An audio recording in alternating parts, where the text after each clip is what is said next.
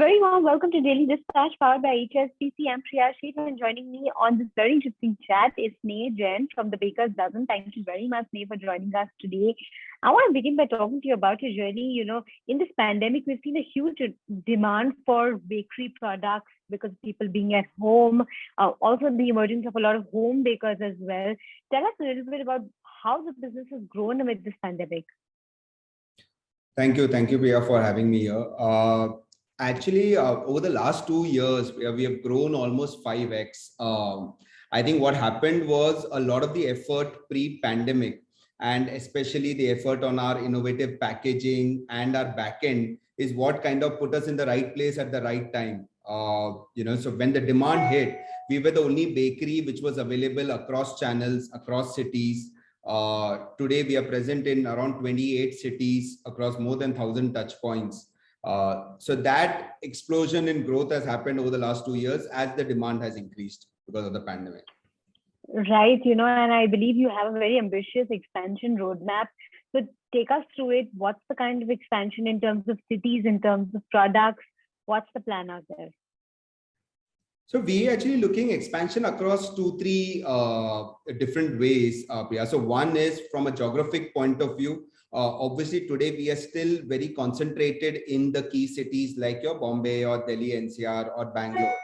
Now, how do we go beyond that, especially to other cities, non-metros, tier 1, tier 2 cities? We have seen some initial demand. So as we are today the biggest partners for a lot of our online marketplaces, right? So, and we have seen sales in, for Swiggy Instamart, we have seen sales even in cities like Jaipur, Ludhiana, Indore, Kochi, right? So that's where we see the next wave of growth happening.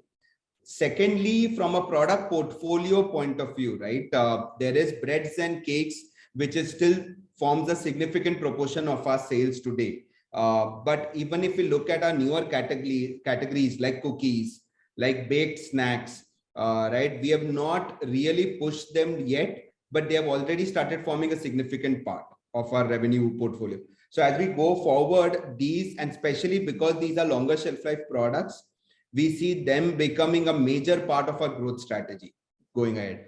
Lastly, we are also looking at export from a major, especially if I look at the Middle East market, I look at Singapore, we have already got some incoming interest for our longer shelf life products.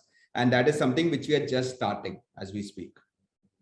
Right. When you talk about this kind of aggressive expansion, are you looking at a concept of a centralized kitchen, or how would you be delivering these fresh products across so many cities? So even today, we have always been a centralized manufacturing unit. We always were very clear that we wanted complete control on the manufacturing process. Right. So we have a 30,000 square feet facility in Ahmedabad.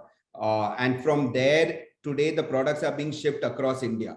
So the product that you'll get in Calcutta, or you'll get in Chennai, or you'll get in Delhi, it's all made in Ahmedabad. Nobody touches the product after that at all. Right. So we will continue down that path. And that's where we had to innovate on the packaging.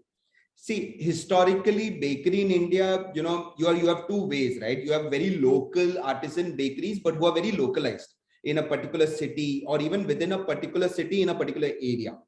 And on the other hand, you have your mass brands like your Britannia and Modern and all, which are more of mass production with various factories all over India. We said that we want to take your premium quality artisan products, but make it available at scale.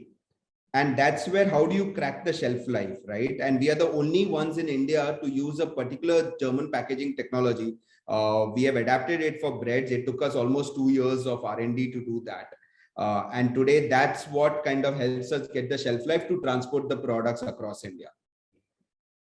Right. I also want to talk a little bit about this kind of investment in expanding your facilities. I believe you did raise some amount of funding in the past, but what's the kind of roadmap now? What's the kind of investment required to be able to scale up this business? Because you said even exports is one part that you are looking at tapping. Yeah, so till now, actually, we have been bootstrapped and self-funded in a way. So we have sustained that journey till now. But I think now we are on that point where we see now that, the next level of growth being very explosive. Our backend is sorted, product portfolio is sorted in a way. Our partnerships with all our retail partners, online marketplaces are very deep now. And now we feel that we need to exploit that to the maximum potential. And that's where we are actually in the midst of looking at a fundraise. We are looking to raise around 4 to 5 million, and as to take us from, let's say currently we are at a 40-50 crore ARR, how do we go up to a 200 crore ARR in the next 1.5-2 years itself? Right. Talk to me a little bit about the offline strategy, because, when you look at, when you think about a baker, there are offline stores that come to your mind. I want to go down the road and buy some bread. Are you looking at that kind of strategy as well? So we have always been truly omnichannel even before the term became a buzzword in a way, right? See, when we started with our own retail store, right? It was a physical store in Prabhadevi in Bombay.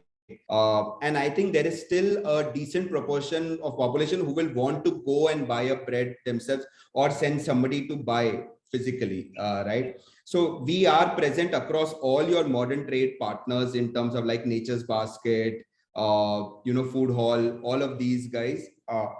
Having said that, I think with the advent of quick commerce, especially, something like bread, see, you will need to go for the first time to select your loaf of bread, let's say. But after that, it is such an habit forming repeat product that, you're completely okay with just ordering it on an app, setting up a subscription for it. We have platforms like Milk Basket, Super Deli, where we are again one of their bigger partners, right? And then it just starts coming to your home every second day.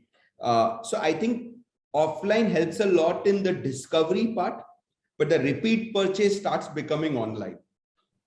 And that's where we are also expanding our own store presence. So today, as on date, we have 43 of our own stores across India. These are a mix of brand stores where a customer can walk in, and completely cloud stores, which can only be ordered, let's say, through our website app or Swiggy Zomato. I think they also expand almost to 100 stores over the next 2 years, because that gives us a direct brand presence in a way. Right. The final question before I let you go on revenues, what kind of revenue targets are you looking at going forward? I'm sure you set out some growth blueprint as well. Yeah. So today we are doing almost around a 40, 45, 50 crore ARR as we speak. And we have grown almost 5 times over the last 2 years, as I mentioned, right? Going forward, I think we are looking, our targets are 150 to 200 crore ARR over the next 2 years itself, even earlier than that. And that is something which we feel is very easily achievable, considering now that the spread that we can reach. Right now, our sales are still very concentrated. We are very deep within a city, but I think there's a lot of scope to go wider now for us. All right, Sneh, thank you so much for joining us today. It's been a pleasure speaking with you. Thanks so much for your time.